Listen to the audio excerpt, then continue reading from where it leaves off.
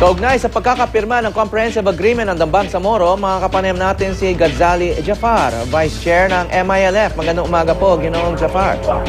Magandang umaga pa naman. Yeah. Congratulations po at kamusta naman ang mga puwersa ng MILF isang araw matapos ang paglagda ng Comprehensive Agreement on the Bangsamoro? Well, kami po yung maligaya katulad ng sinabi ko noon kapagkat nalagdaan ng Comprehensive Agreement on the Bangsamoro. Pero kasabay po nito, ang pag-iisip pa doon dahil sa nalagdaan ng Comprehensive Agreement on the Bangsamoro, siyempre po ang susunod dyan malaking responsibilidad din sapagkat after this, itatayo po yung Bangsamoro government at itong Bangsamoro government gobyerno ng Bangsamoro at lahat ng Bangsamoro umaasa na kung nandyan ang gobyerno sila umaasa na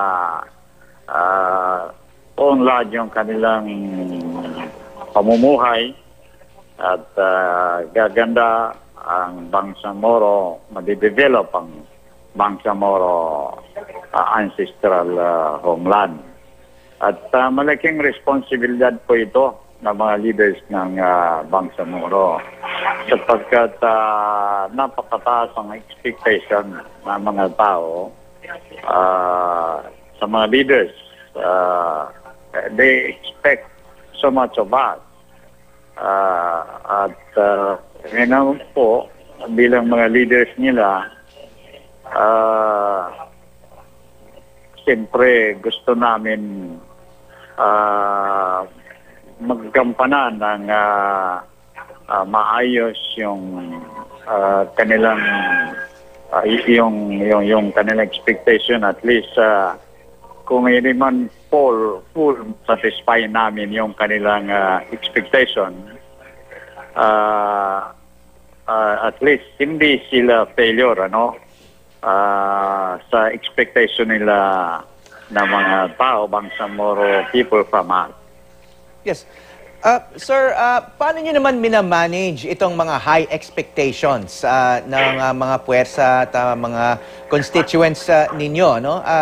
Meron ba kayong pangamba na sineshare nyo sa kanila? Kasi hindi lang naman ito yung pinakaunang peace agreement sa Mindanao. No? Nagkaroon ng 1996 final peace agreement na hindi naman pinal dahil hindi naman tumigil yung bakbakan noon. Kabilang yan sa pinag-iisipan namin kung paano sa ngayon dahil nandiyan na yung agreement, makuha namin ang suporta ng nakararami sa Bangsamoro people, for them to support this agreement and so that we can move forward together. Ito'y work on this at pagsikapan namin na ma-unify namin ang buong Bangsamoro people sapagkat their leaders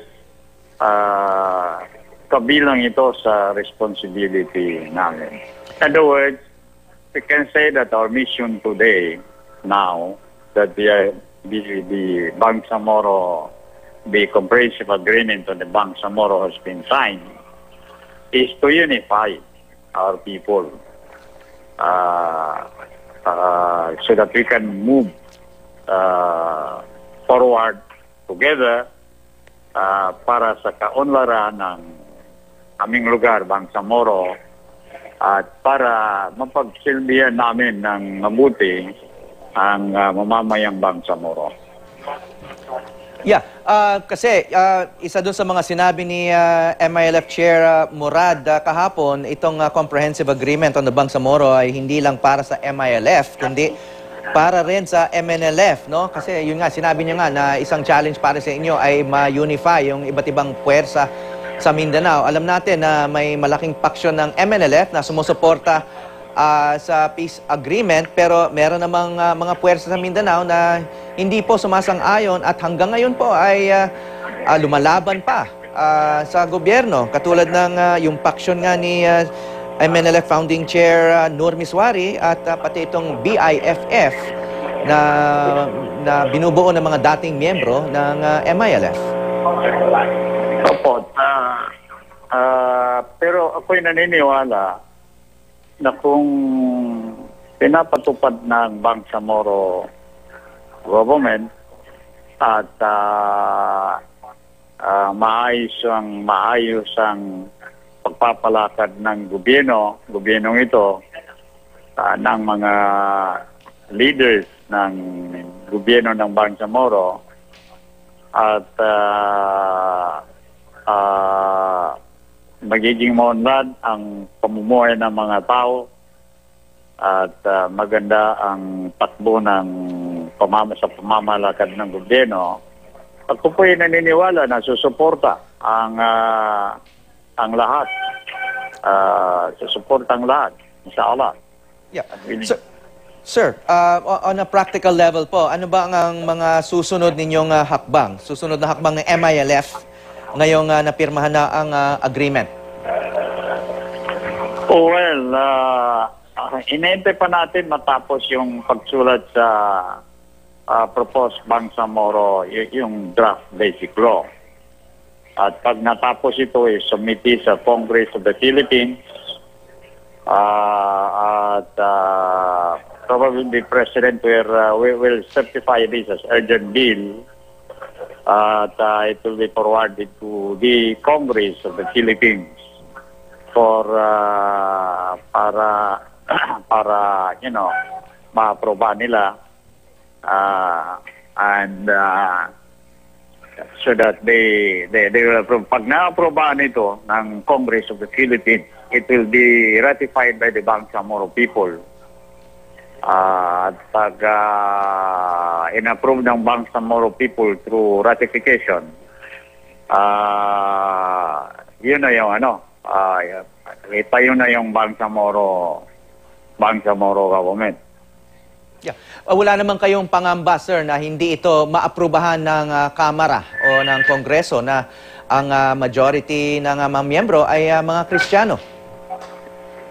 Nag-expect kami na aprobahan ito sapagkat kailangan.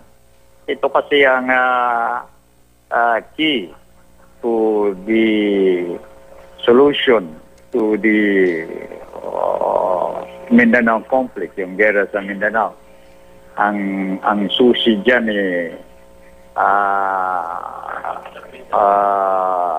a solution, no? Because the root cause of the Mindanao conflict is the Bangsamoro issue. And what is this Bangsamoro issue? Bangsamoro issue is all about the desire of the Bangsamoro people to have their own government. And through this agreement that we just signed, it will be addressed. The Bangsamoro issue will be effectively addressed through the comprehensive agreement on the Bangsamoro, which will pave the way for the Bangsamoro government.